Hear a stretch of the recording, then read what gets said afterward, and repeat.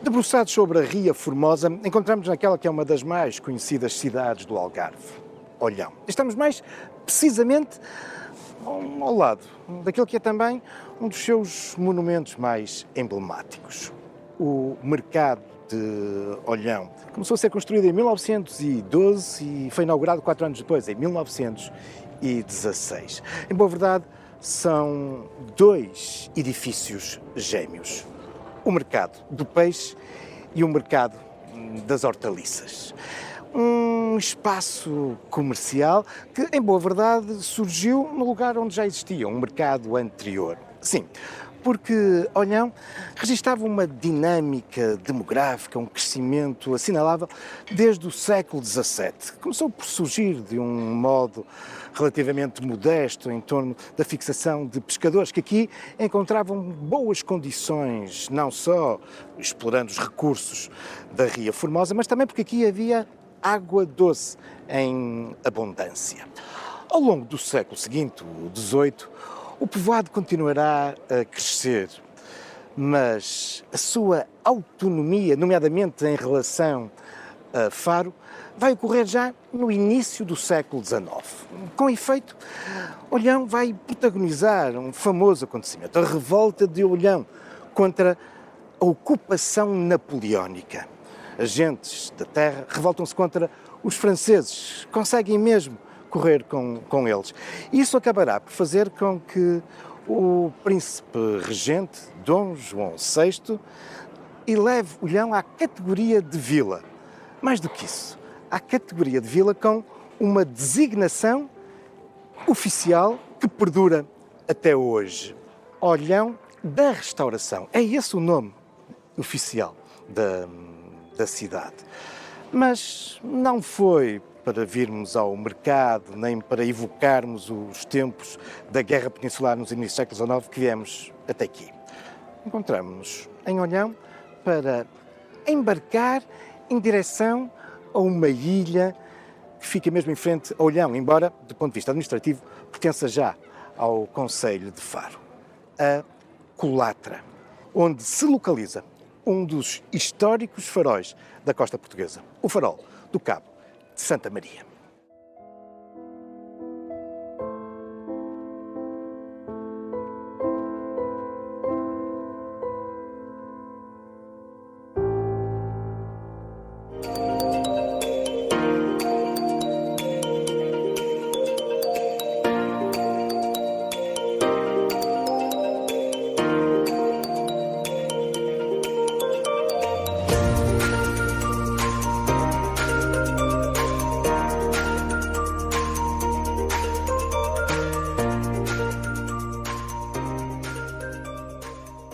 O Farol de Santa Maria localiza-se na Ilha da Colatra. Foi inaugurado em 1851. Tem 46 metros de altura e um alcance de 25 milhas náuticas, 46 quilómetros.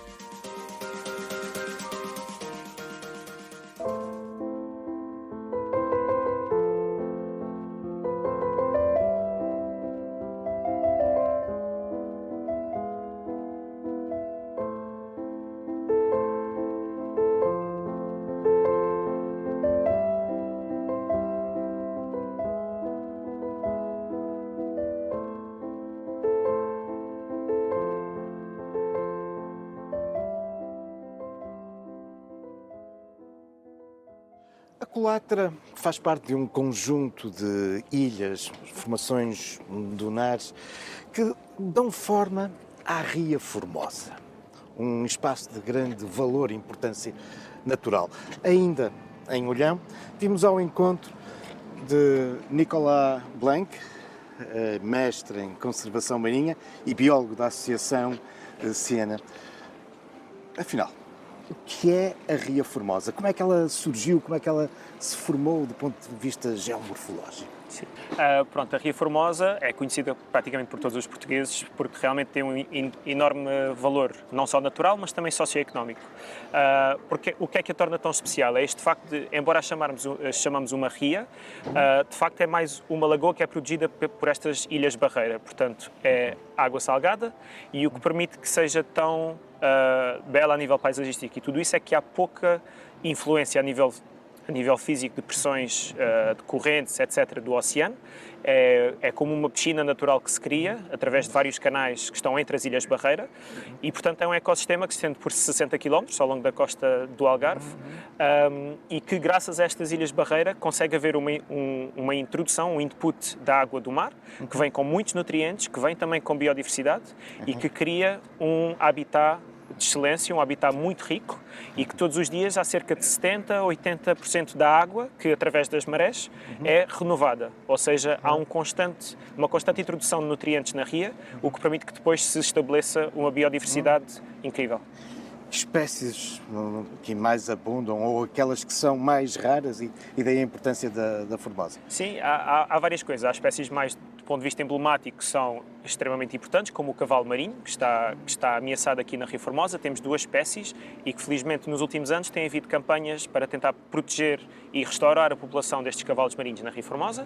E depois há também espécies de extremo valor comercial, não somente que são pescadas cá ou capturadas cá, como a apanha da ameijo, a produção de ostra, que é extremamente importante a nível socioeconómico, mas depois também a ria exerce um enorme papel no que diz respeito à promoção de um berçário, portanto uma área onde juvenis de certas espécies de interesse comercial conseguem se desenvolver sem pressões que existiriam no mar, portanto isto é como se fosse uma zona protegida onde elas se sentem mais seguras. Com outras capacidades para se desenvolver. Exato, onde há também por vezes menos predadores e então depois cá fazem uma parte do seu crescimento para depois voltarem ao mar e repovoarem, digamos assim, os estoques naturais. Falamos de espécies como douradas, como robalos, sargos e depois há uma população importante também de espécies como choques, como polvos, que, sobretudo nesta zona de Olhão até mais para este, para Tavira, na zona da Fuseta também, que é uma espécie extremamente importante para os pescadores dessa zona. Aliás, a essas áreas de berçário vocês utilizam uma expressão muito interessante, são as pradarias, não é? Exatamente, são uma das zonas mais importantes para esta característica de berçário, porque são literalmente relevados subaquáticos, é fácil uma pessoa imaginar, não é? E existe ao longo de toda a Ria Formosa. É verdade que a sua distribuição é um pouco separada, está presente em zonas não muito profundas e é bastante sensível à pressão humana. Depois funciona, é de extrema importância para espécies como estávamos a falar, de cavalo marinho, mas depois também para zonas onde estes juvenis de espécies comerciais desenvolvem e que também servem para os adultos às vezes, portanto, desovarem. Depois são locais, são demasiado sensíveis, mas depois também onde certas embarcações de recreio, a pessoa sem saber pode largar o seu ferro, chamado fundear, e naturalmente o ferro pode quase que arranhar o fundo marinho e estas ervas são removidas. Então podemos dizer que estas pradarias, de resto, como aqui a Ria Formosa corre risco, está ameaçada? Sim, bom, não são só as pradarias que estão ameaçadas na ria, a ria é de facto um ecossistema extremamente importante e, devido a várias pressões, nota-se cada vez mais o risco. Nós temos uma enorme comunidade à volta da Ria Formosa, não só nas Ilhas Barreira, nomeadamente na Colatra, como depois toda esta zona, desde especialmente Faro até Tavira, onde há comunidades que dependem dos recursos que a ria nos dá, felizmente, como o marisco, como certas espécies de peixe, etc. E depois a parte turística. Há um enorme valor económico na parte do turismo, de empresas marítimo-turísticas, que de facto neste momento começa a ser importante perceber qual é o impacto que este setor está a ter, porque toda a gente quer que haja turismo no Algarve, o Algarve depende do turismo, mas é importante que numa zona protegida, como é o Parque Natural da Ria Formosa, se estabeleça qual é o limite de empresas, de embarcações, de zonas onde estas embarcações podem operar, porque de facto este valor é desconhecido e as pessoas da ria que vivem na ria, é notório que há um aumento, não diria exponencial, mas um aumento gigantesco do número destas embarcações e é importante haver um controle. Depois, obviamente, que é difícil haver recursos para se controlar uma área tão extensa como a Ria Formosa, não é? Tanto a nível de pesca, como de marítimo-turísticas, como de pessoas que vêm com a sua embarcação privada e perceber onde é que está a ser feita mais pressão e como é que podemos proteger os valores naturais da Ria Formosa.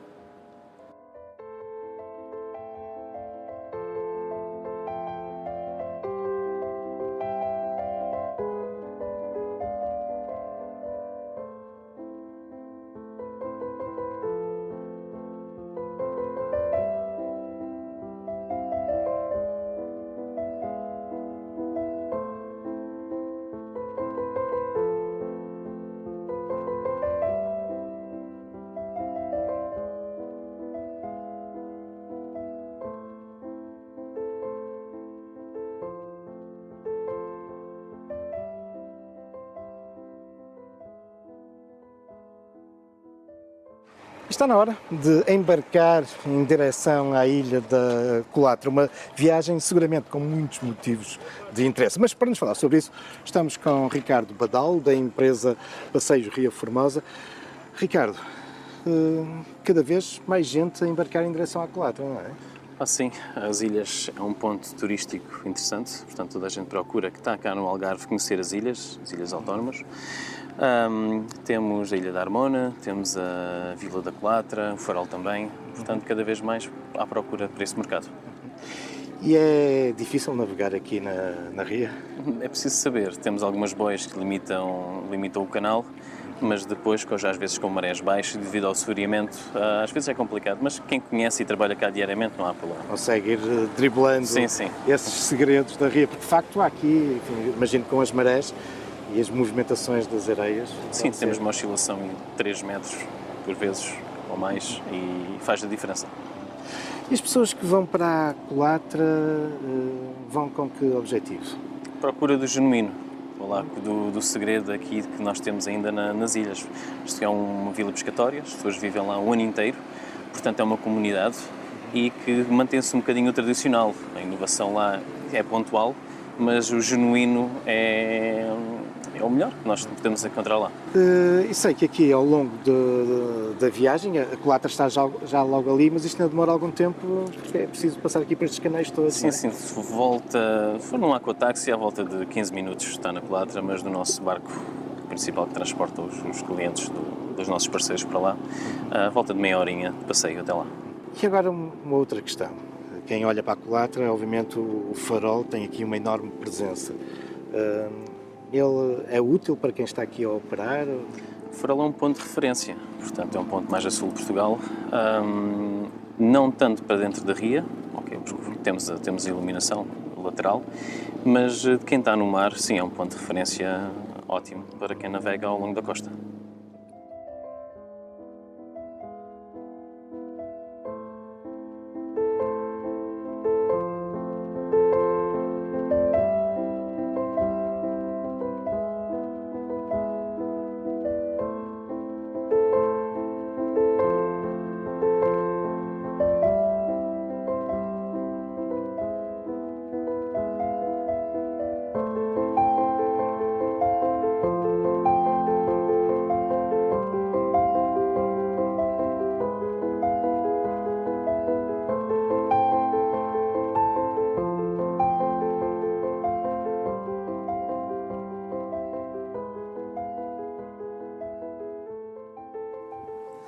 A Ilha da Colatra apresenta 3 núcleos habitacionais. O mais importante de todos é aquele que dá o próprio nome à ilha, o lugar da Colatra, que começa a desenvolver-se a partir da segunda metade do século XIX, com base em pescadores, de início de uma forma sazonal, nomeadamente no desenvolvimento da técnica da armação para a captura do atum. Mas estas comunidades sazonais foram-se instalando progressivamente de uma forma definitiva. E é, de facto, esse o grande núcleo da ilha. Continua a ser caracterizado pela presença dos pescadores, hoje também associado à produção da ameijoa e da ostra.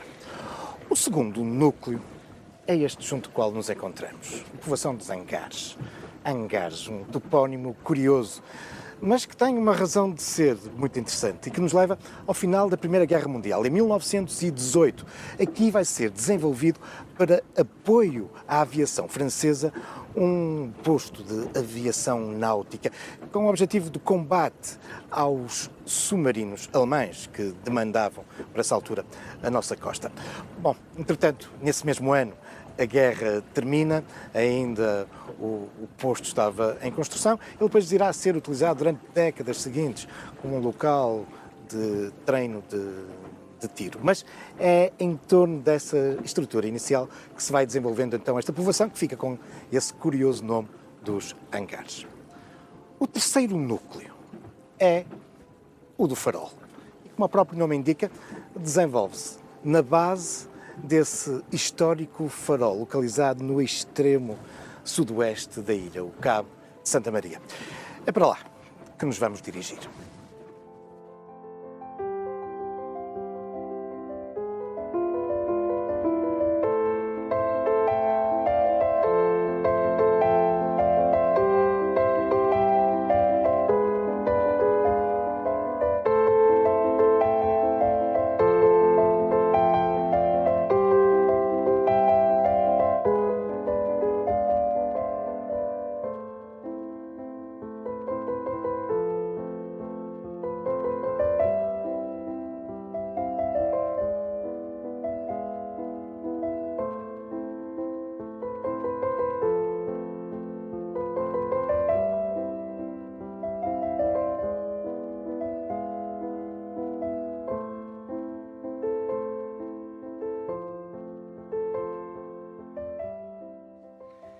E já na Colatra, dirigimos até este extremo da ilha, o Cabo de Santa Maria, que de resto dá o nome ao farol. Encontramos muito próximo daquele que é o ponto mais meridional, mais a sul de Portugal continental.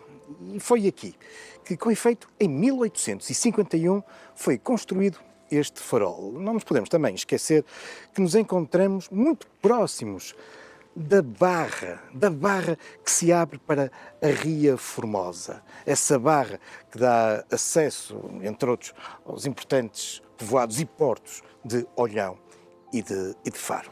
Ora, esta importância estratégica, em simultâneo com a dinâmica que esta região vinha conhecendo no século XIX, fez com que se tornasse importante a construção aqui, na barra deste farol. Um farol que, sublinhando, enfim, a sua importância, quando surge em 1851, é, nos seus 35 metros de altura, um dos mais altos da costa portuguesa. Mas é também, na época, um farol muito inovador. Ele vai ser o primeiro em Portugal a adotar um novo sistema óptico. As novas lentes, o sistema de Fresnel.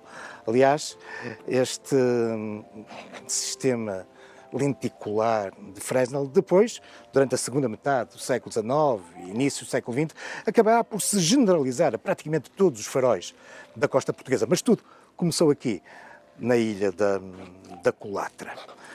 Um farol que, ao longo dos tempos, foi conhecendo muitas intervenções. Desde logo, durante mais de 100 anos, até aos finais da década de 60 do século XX, desenvolveram-se várias intervenções junto à sua base para evitar a ação destruidora das águas do mar na base da torre. Mas data de 1922 aquela que é a mais importante intervenção no farol, quando ele foi acrescentado, passando então a ostentar, até hoje, os seus 46 metros de altura.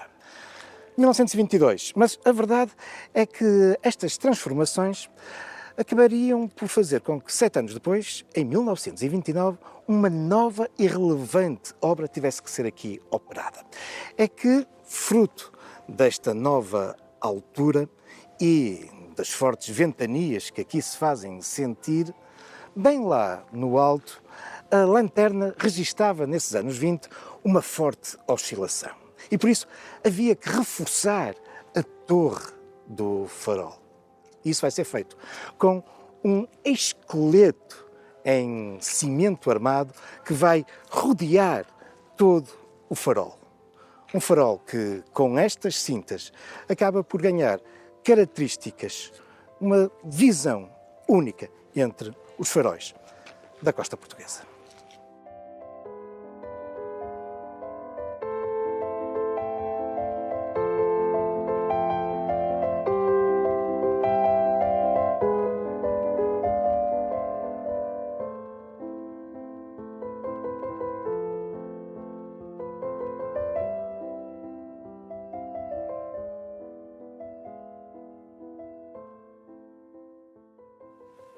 Já no interior do farol de Santa Maria, vimos agora ao encontro do chefe do farol, um cargo que é assumido por Ataíde Correia, que curiosamente iniciou a sua carreira como faroleiro neste farol nos anos 80, não é? Foi, sim, senhora. A 18 de março de 1986. Eu sei que ainda há para aí uns documentos. Está no livro de registro. Portanto, aqueles livrinhos que estão em cima da mesa para estes, vocês veem todos os faróis, são os nossos registros diários.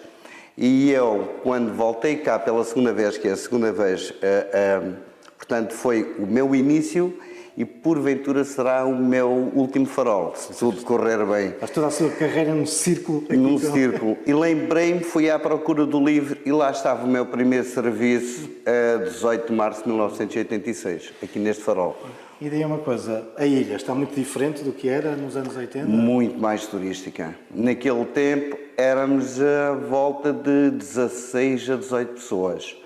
Haviam aqui 3 ou 4 polos, havia o polo do ISN, o polo do farol e o polo de umas casas que eram... O pessoal trabalhava para a Junta de Portos. E de inverno éramos só aqueles 18 e de verão era ali o julho, um bocadinho de agosto, com mais meia dúzia de pessoas aqui da zona que vinham cá passar as férias.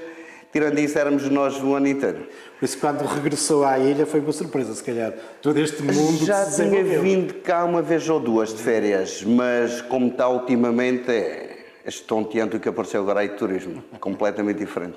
E o farol? Encontrou-o diferente? O farol mantém-se no mesmo. Por incrível que pareça, mantém-se o mesmo. Pronto, o pessoal que está cá beneficia isto, trata isto com carinho sempre e com brio, com profissionalismo. Ele mais ou menos vai estando igual. O que é que eu acho aqui de diferente? A relva. No meu tempo não havia relva, eram os chorões. Mas depois, como isto está inserido no Parque Natural da Ria Formosa, foram mandados arrancar os chorões. E então pôs-se a relvazinha, que fica bonito.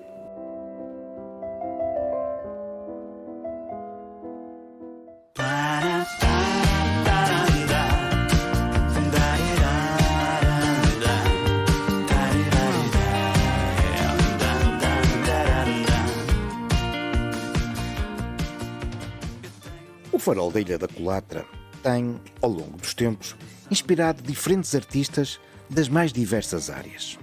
Caso do músico Miguel Araújo.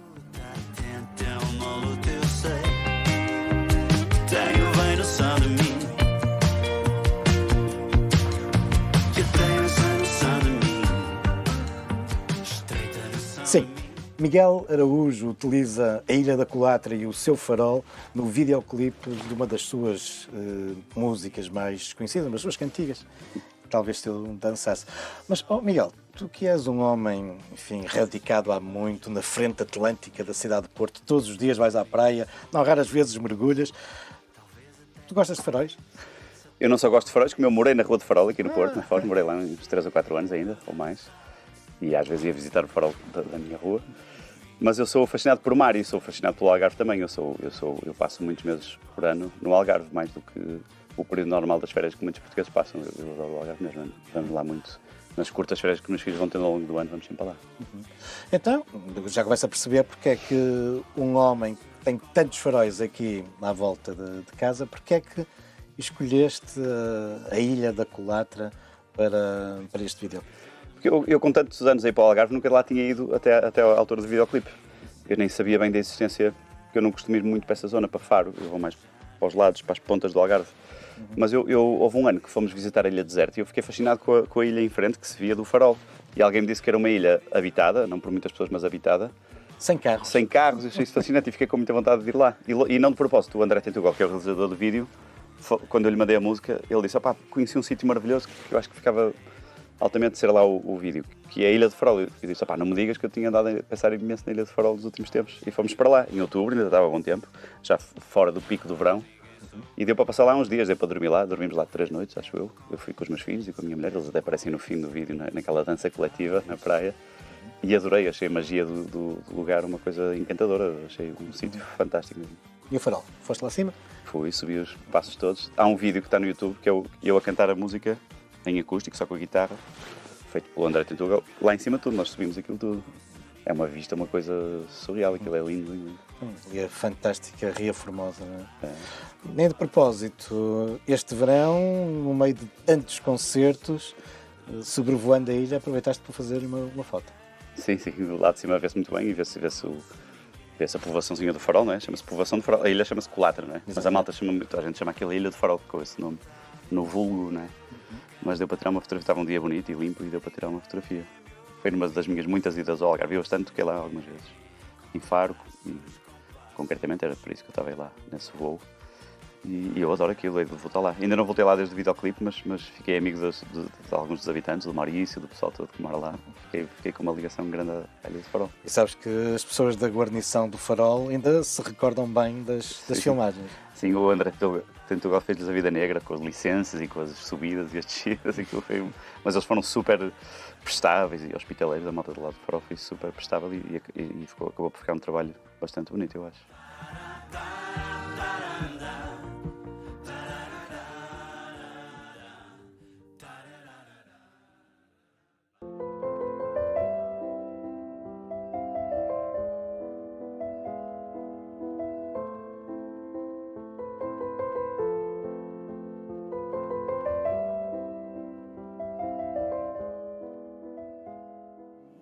Chefe, ao contrário de outras ilhas por onde fomos passando com faróis, como o caso das Berlengas, onde os faroleiros são lá colocados durante uma semana, aqui não, aqui vocês residem permanentemente. Permanentemente aqui. É por isso, como vocês estão a ver aqui neste espaço, aqui estão estas 4 portazinhas que dão para as habitações. Cada porta dessas dá para uma habitação. Quem tem possibilidades traz a família e faz aqui o tempo todo, pronto, a comissão dos 4 anos, juntamente com as famílias. Hoje em dia, já a malta mais nova, pronto, a vida é diferente. Porque a razão das casas estarem nos faróis e todos os faróis têm casas foi para cativar a malta a estar lá. Porque um solteiro, numa ponta destas, isolada aqui há 30, 40 anos, ficava um bocadinho, pronto, entrava em stress. E assim, tendo a família junto, era mais uma maneira de nos cativarem a ficar cá nos faróis. É curioso que vocês ainda mantêm aqui algumas tradições da vivência das famílias, como é o caso, por exemplo, dos galinheiros. Não é? Dos galinheiros ainda estão aí, são funcionais, mas hoje em dia é mais para... É uma diversão, é um recordar dos tempos antigos. E em qualquer... Pronto, não, hoje em dia já muitos não têm, mas se vocês repararem nos faróis já há sempre uma pequena horta. Tem. Portanto, aquela tradição que antigamente isto era como uma aldeiazinha pequenina, isolada, em que tínhamos de ter tudo. E então era as galinhas, para os ovos, para a carne, era a hortazinha, para as verduras. E pronto, ainda há quem mantenha essa tradição. E como é que é o dia-a-dia? Claro, nesta altura do ano, no verão, existem imensas ligações a Faro e a Olhão. E depois durante o resto do ano, nomeadamente no inverno? Como é que... Durante o resto do ano temos sempre ali o Bar da Carreira. Mais ou menos de hora e meia, há uma carreira. No inverno há 3 vezes por dia. Há uma de manhã, outra ao meio-dia e outra à tarde. Além disso, temos uma embarcação nossa, que é uma embarcação da Marinha, que também serve para quando não existe o Bar da Carreira e para os nossos trabalhos serve para isso também. Para nos levar a terra, irmos às compras. E, chefe, além do farol, aqui a guarnição tem que prestar assistência a outro tipo de estruturas, farolinhas? Temos. Além deste farol, temos mais 86 assinalamentos. 86? 86. Começa em Vila Moura e acaba na Fuseta. Portanto, há um quadrozinho pequeno ali, que nós temos aquilo apontado. Toda esta ria está cheia de bois e farolins. Uns, portanto, farolins só pronto para dar luz, verdes ou vermelhos, outros os chamados farolins de enfiamentos.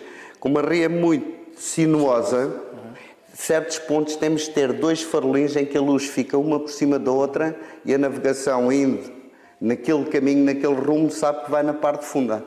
Por isso a guarnição tem muito trabalho para lá. Tem. Sim. Praticamente este trabalho aqui de verão, manutenção. De inverno, com os temporais, aqui às vezes temos mais trabalho. Porque aquilo tem amarras, as amarras vão-se degradando nas boias e de vez em quando lá abala uma, temos que ir caçá-la e trazê-la para o sítio outra vez. Mas imagino que o farol seja uma referência importante aqui para os pescadores e para quem anda neste mar. Claro. Em todo o lado... Pronto, se você notar, em todo o lado, há sempre um carinho especial da população local com o farol. Se perguntar a qualquer um daqui, pronto, os ilhéus residentes aqui, eles dizem sempre o meu farol. Portanto, há sempre um carinho, isto é uma estrutura diferenciada. Eles aproveitam-se quando podem da nossa boa vontade depois de desenrascarem muitas coisas. Nós fazemos o mesmo também com eles e acaba por haver aqui uma interação entre nós e os ilhéus. Finalmente, antes de subirmos lá em cima, ao alto, e exatamente pegamos lá ao alto, qual é a característica deste farol? O que é que o distingue em termos de sinalização dos outros? Dos outros. Portanto, todos os faróis têm uma característica diferente. Isso é o principal, precisamente para os diferenciar. Quem vai navegando aproveita as características diferentes para saber mais ou menos onde é que vai, para saber o rumo que leva e a distância, aquilo todo percorrido. Este aqui, em 17 segundos, tem 4 flashes, em que cada flash, esta característica, faz da luz e do escuro. Cada flash é de 0,2 segundos e cada escuro é de 2,6. Este tem 0,2, 2,6, 0,2, 2,6, 0,2, 8,4, que é o último período de escuro, que é o distinto. Quem está no horizonte vê um flash, 2, 3, 4, depois vi um bocado escuro e retorna novamente. Leva 17 segundos a fazer a rotação completa.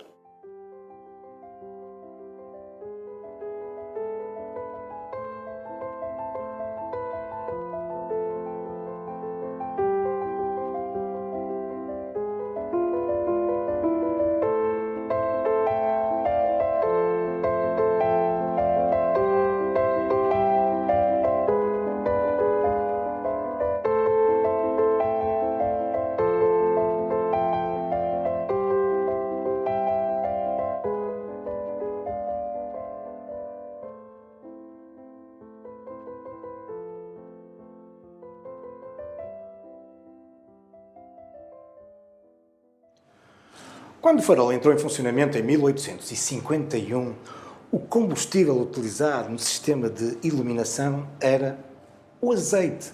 Mas era, de facto, um combustível habitual nesses meados e na segunda metade do século XIX. Mais tarde, passará a utilizar o petróleo.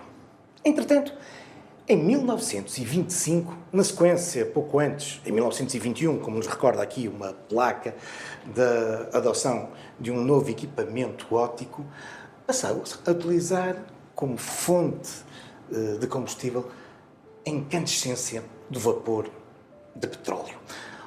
Tal, associado também a um aparelho de relojoaria, veio facilitar não só o rodar do equipamento e com isso, das características que há pouco o chefe de farol nos falava, identificadoras e diferenciadoras deste farol em relação aos restantes. Mas, a propósito das características, vamos até ao núcleo museológico da Direção de Faróis, em Paços de Arcos.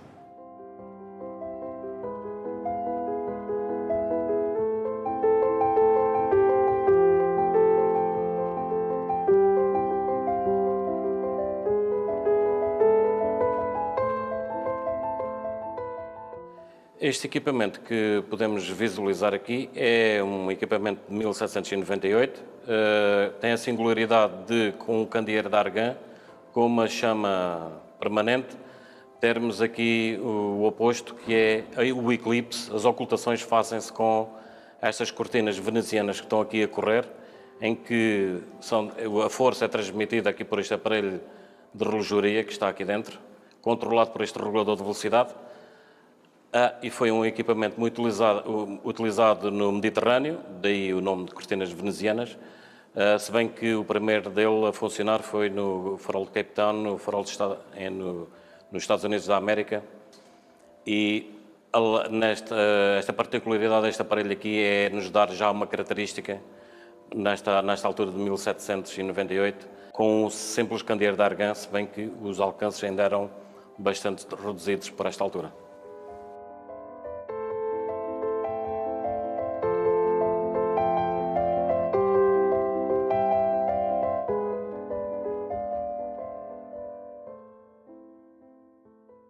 De regresso aqui ao farol do Cabo de Santa Maria, na ilha da Colatra, importa também referir que a história deste farol fica marcada também pelo ano de 1949, quando se dá a sua eletrificação. E, mais recentemente, em 1996-97, o farol passou a ser automatizado.